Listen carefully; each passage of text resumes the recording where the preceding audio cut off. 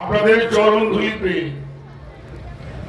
নিজেকে অনেক ধন্য মনে করছি যে সুন্দর পরিবেশে আপনারা জ্ঞানী হয়ে আমাদেরকে মঞ্চে তুলে দিয়েছেন। এতে আমি বড় অপরাধী, কারণ সাধকের সামনে মঞ্চে দাঁড়ানো ভালো শোভা পায় না। তারপরেও গানের ক্ষেত্রে আমাদেরকে মঞ্চে দাঁড় করিয়ে দেওয়া হয়। আজকে আমাদের উভয় শিল্পীর পরিচয় পর্ব শেষ হওয়ার পরে আজকে পালা হচ্ছে নবুয়াত আর হলো বেলায়েত। সেই নবুয়াত আর বেলায়েত এই দুইটি ধারার মধ্যে আমার বাবাজি ফারুক সাহেব নবুয়াতের ভূমিকায় গান করলেন, কথা বললেন, আপনারা শুনলেন। আমি অধম ফকির আবুল সরকার, আমাকে দেওয়া হয়েছে বেলায়েতের ভূমিকায় কথা বলার জন্য। বাগানে যাওয়ার আগে বলবো, অনেক কথা বলা হয় বাবা, এর মধ্যে দুই একটা ভুল হওয়াটাই স্বাভাবিক। সারা জীবন ধরে গান গাইলেও কোনো সমস্যা নাই, একটা কথা ছুট হয়ে গেল সব মাটি। তো সেই ভুলগুলি আপনারা ক্ষমার দৃষ্টি দেখবেন, কারণ ভুল যদি করে তাহলে ক্ষমা করার সুযোগ দিতে হয়, তাই না? তো আমার লুৎফর বাবাজি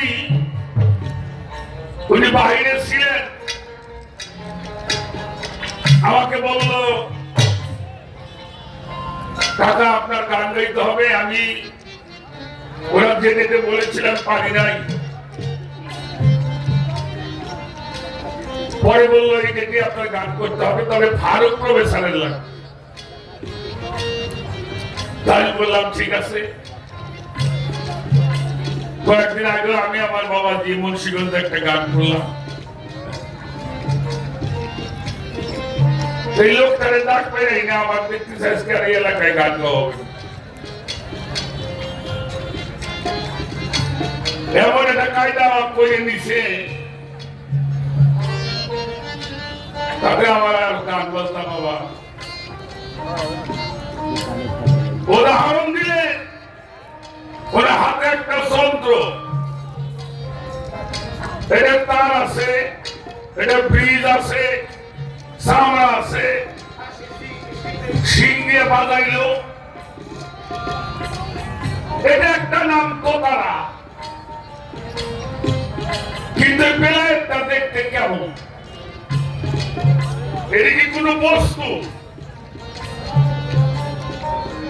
যদি বস্তু হয় এটা দেখতে কেমন? এই বেলায়েত কোথায় আছে বর্তমানে? কারণ উনি এখন রাজশাহীতে নাই, আমি ফরিদপুরে নাই, আমরা নৌদাসা বাবার মাজারে আছি।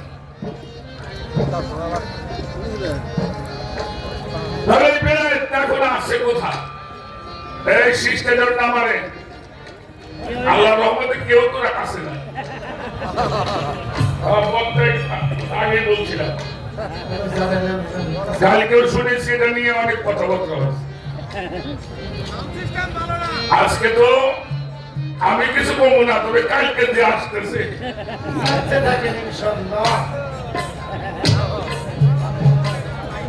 ওর নাম হইল কাজল। চোখে দিলে ঢুকতে আসে, কিন্তু অন্য জায়গায় বললেই কিন্তু ঝামেলা আছে।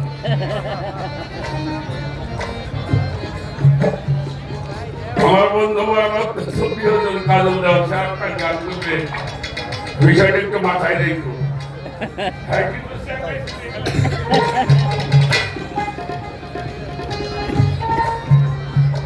আজকে আমাদের মাঝে আমার মনে হয় আমাদের মেহমান বৃন্দ চলে আসছে। আমি কথা না বলি, আমি এত কথা জানিও না, তবে একটা গান আগে আমার বাবারে শোনাই। আপনি এর মধ্যে বাইসে বাইসে আপনার জালাক আপনি নিয়ে নিন। একটা বিষয় আপনাদের জানা দরকার, নবীজির পৃষ্ঠে ছিল মোহরে নবুয়ত, পিছের ভাগটা নবুয়ত, সামনের ভাগটা হচ্ছে বেলায়েত। এজন্য বেলায়েত হলো বর্জক সাধনা করা। পৃথিবীতে কোন জিনিস, কোন জাতি নাই সামনে মিলন হয়, একমাত্র মানুষই মানুষের সঙ্গে সামনে মিলন হয়। এজন্য বেলায়েতটা হচ্ছে বর্জক, যেই বর্জক ব্যতীত সাধনা করা কোন কাজেই মানুষের লাগে না। একটা গান করে নেই, যেই নবীজির নবুয়ত সেই নবীজিরই বেলায়েত। একটা পর্ব তার শেষ হয়ে গেছে, আর একটা পর্ব ছিল, আছে, চলবে। একটা রহিত করা হয়েছে, মাকানা মুহাম্মাদুন আবা আহাদিম মির রিজালিকুম ওয়ালাকিন রাসূলুল্লাহি ওয়া খাতামান নবিয়্যিন। নবীর যে ধারা, নবীর যে সিঁড়ি, এটা আল্লাহ রহিত করেছেন, এজন্য খাতামান নবী বলা হয়েছে। কুরআন শরীফের কোথাও ভুলেও খুঁজে পাওয়া যাবে না খাতামার রাসূল, রাসূল শেষ হয়ে গেল।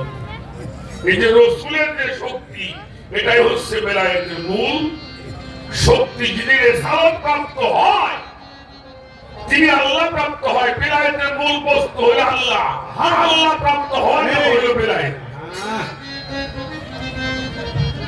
ছোট একটা কথা বলে নেই, নবুয়তের সম্মান করেছিলেন আকাশ, তার 14 পুরুষ বিনা হিসেবে জান্নাতে আমরা শুনি।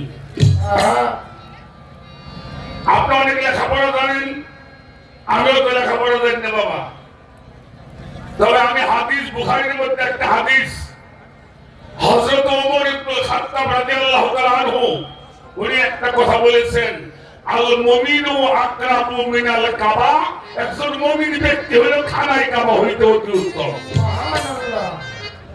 একজন মুমিন ব্যক্তি খানায় কাবা হইতে অতি উত্তম। সুবহানাল্লাহ। তাহলে কাবায় মানুষ শুনে দেয় না, কথা কথা সেটা সুমা দিয়ে পাপ ছাড়ে না, পাপ মোচন হয়। তাহলে কাবার চাইতে উত্তম ব্যক্তি হইলে আল্লাহর ওলি মুমিন যারা, তাহলে তাদের সুমা দিয়ে পাপ মোচন হইব না ইনশাআল্লাহ। ছোট বাজা এই ওইটা কি ইউটিউব নাকি বাবা? এটা তো করবেন রে বর্তমান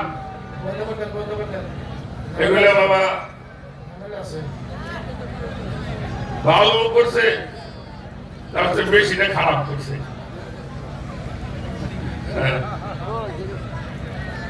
আচ্ছা, তোমার অনুরোধ করি বাবা, কাটা ছাটা করি না।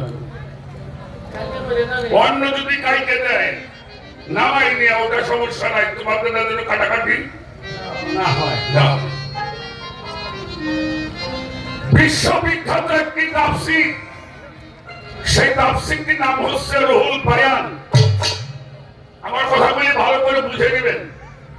তাফসীরে রুহুল বায়ান আল্লামা ইসমাইল হাক্কি রাহমাতুল্লাহি আলাইহি তার এই কিতাবটা, তার মধ্যে একটি ইবারত করেছেন হযরত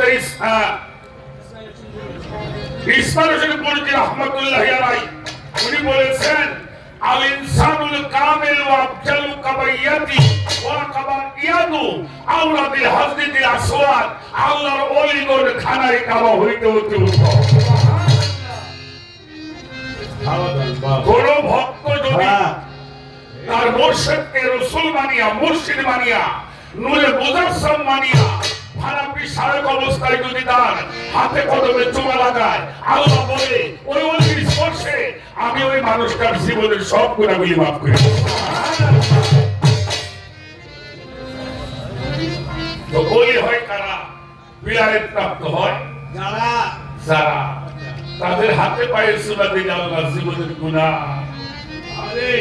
মাফ করে দেয়। এবার বুঝলেন বেলায়েত বিষয়বস্তুটা কি? একটি গান করে দিই।